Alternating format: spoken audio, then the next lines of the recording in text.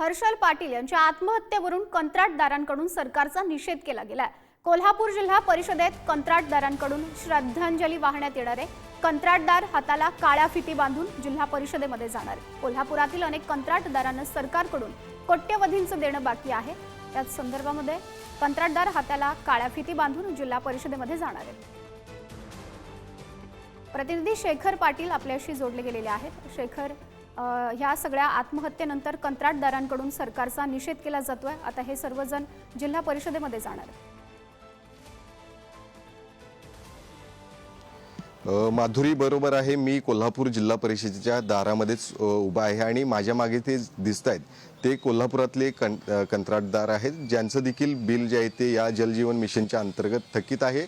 आणि तेच खरं तर कालच्या हर्षल पाटील याच्या आत्महत्येनंतर या ठिकाणी शोकसभा खरं तर आयोजित करतायत, श्रद्धांजली वाहतायत। काही कंत्राटदारांची ही सगळी दृश्य आपण दाखवूयात। त्याच्यापूर्वीच हे हातात असलेलं होर्डिंग, ज्यामध्ये हर्षल पाटील तुझा मृत्यू व्यर्थ जाणार नाही अशा पद्धतीचं होर्डिंगवर उल्लेख त्या ठिकाणी पाहायला मिळतो। आणि आता तरी सरकार आणि प्रशासनाला जाग येणार आहे की नाही असा देखील सवाल जो आहे तो या होर्डिंगच्या माध्यमातून या सगळ्यांनीच विचारला आहे। आणि या संदर्भातच या सगळ्यांच्या प्रतिक्रिया नेमके काय ते देखील आपण जाणून घेऊया। खरं तर हर्षल पाटील सारखा एक तरुण कंत्राटदार त्या ठिकाणी आपली स्वप्न घेऊन खरं तर जगत होता, मात्र अशा पद्धतीनं 1.5 कोटी रुपये त्याचे थकले आणि शेवटी तिला आत्महत्येचा पर्याय निवडावा लागला।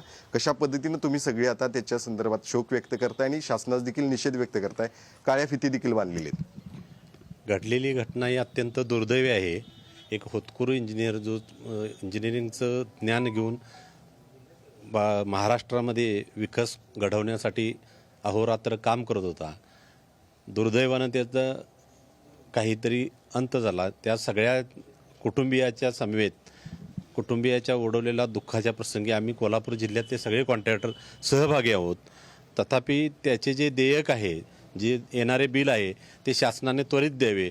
त्याचप्रमाणे त्याचं जे रजिस्ट्रेशन आहे ते रजिस्ट्रेशन त्याच पद्धतीत त्याच्या पत्नीच्या नावे ट्रान्सफर करण्यात यावे। आणि त्याच्याप्रमाणे ज्या ज्या ठिकाणी महाराष्ट्रामध्ये सगळ्यांचे पैसे टोटल जलजीवन मिशन प्रोग्राममध्ये 12,000 कोटी रुपये अडकलेले आहेत। आमचा कोल्हापूर जिल्ह्याचा विचार करता तर 200-250 कोटी रुपये अडकलेले आहेत। या सर्वांना आता सध्या पुढं काम करणं काय शक्य नाही। आम्ही काम बंद आंदोलन केलेलंच आहे। या घटनेचा तीव्र निषेध म्हणून आम्ही काळ्या फिती बांधून आंदोलन करत आहोत। फक्त शासनाला आमचं एवढंच म्हणणं आहे की आता आमचा अंत पाहू नका। जे आमची देयक आपल्याकडे सादर आहेत ते देयक त्वरित देण्याविषयी विनंती आहे। आणि सगळ्या डिपार्टमेंटनी फक्त जलजीवन मिशनच नाही, जलसंधारण, जलसंपदा, PWD सगळ्या डिपार्टमेंटची ज्या ज्या कॉन्ट्रॅक्टरांची आमची देयकं आपल्याकडे सादर आहेत त्या सर्वांना द्यायची नाही। अन्यथा दुसरा तिसरा हर्षल परत होऊ नये।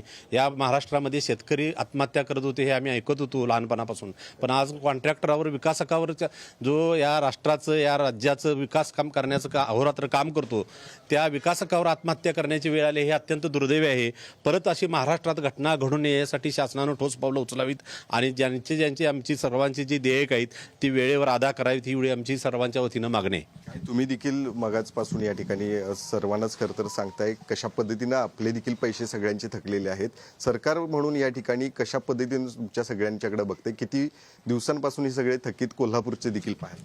गेल्या 1.5 वर्षापासून पूर्ण महाराष्ट्र राज्यातली कंत्राटदारांनी केलेल्या कामाची देयक मिळालेली नाही आहेत। त्यामुळं संपूर्ण महाराष्ट्रातील ठेकेदार मंडळींचं कौटुंबिक असेल, आर्थिक असेल, संपूर्ण नियोजन कोलमडलेलं आहे। त्यामुळं कौटुंबिक स्वास्थ्य बिघडलेलं आहे आणि ह्या तणावाखाली सर्व कॉन्ट्रॅक्टर बांधव आमचे जगत आहेत। हे फार अतिशय दैनंदिन अशा परिस्थितीतून जात आहेत। तरी महाराष्ट्र शासनानं यातून लवकरात लवकर तोडगा काढावा व लवकरात लवकर कंत्राटदार बांधवांची बिलं देण्यात यावीत अशी आमची विनंती आहे। काय तुम्ही आता मागणी घेऊन या ठिकाणी आलेला आहात? ह्या होर्डिंग देखील पाहायला मिळतोय, तुझा मृत्यू व्यर्थ जाणार नाही असं देखील लिहिलंय। खरोखरच ही अत्यंत खेदजनक आणि दुःखद अशी घटना आहे। आमच्या सर्व कंत्राक्टर बंधूंच्या डोळ्यात अश्रू आणणारी ही घटना आहे। कारण अशा प्रकारची घटना परत घडू नये ही आमची शासनाकडे विनंती आहे। शासन आणि आपण हा विकासक म्हणून जे आम्ही काम करत असतो त्याच्यातील आम्ही या राज्याचा विकास करणारे घटक आहोत हे सुद्धा शासनानं ध्यानात घ्यावं। आणि आमच्यासारख्या सर्व कॉन्ट्रॅक्टरांच्या ज्या अडचणी आहेत हे जवळजवळ 1.5 वर्ष झालं आम्ही शेखर, सातत्याने नक्कीच आपण बघतोय तर सरकार या प्रकरणाकडे किती गांभीर्यानं बघणार आणि या सर्व प्रकरणावर नेमका पुढे काय निर्णय घेणार ते पाहणं महत्त्वाचं राहील. शेखर, धन्यवाद दिलेल्या सर्व माहितीसाठी.